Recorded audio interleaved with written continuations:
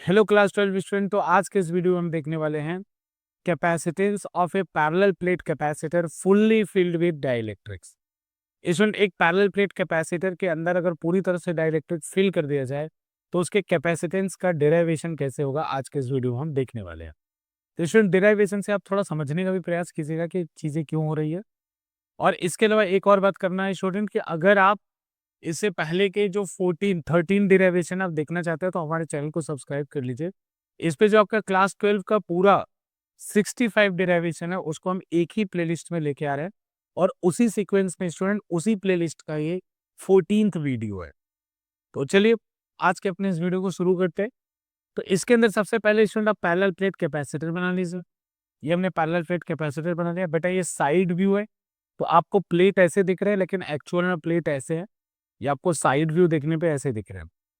इसके बाद स्टूडेंट इनके ऊपर इनके अंदर एक फुल्ली फील्ड एक डाइलेक्ट्रिक को पूरी तरह से फिल कर दीजिए। एक डाइलेक्ट्रिक को पूरी तरह से फिल कर दिया आपने डाइलेक्ट्रिक को फिल।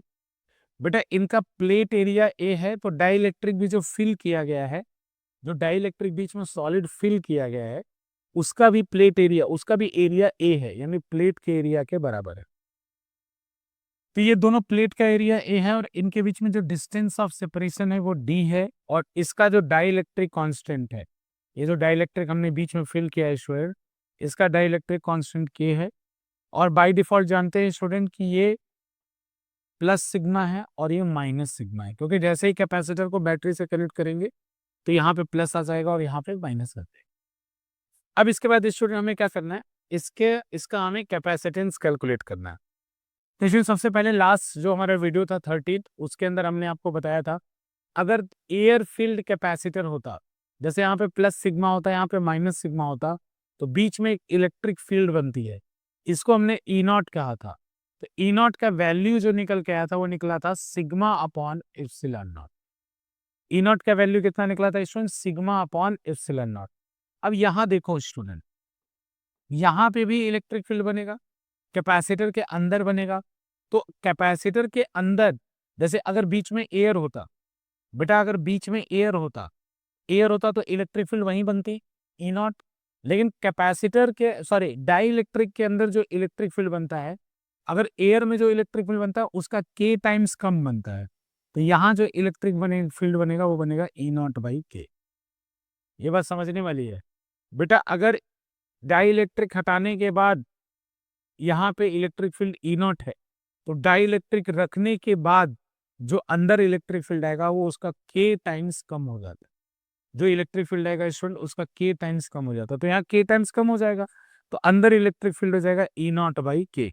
और ई नॉट की वैल्यू वहां सामने देख रखा है स्टूडेंट हमने, सिग्मा अपॉन एप्सिलॉन नॉट।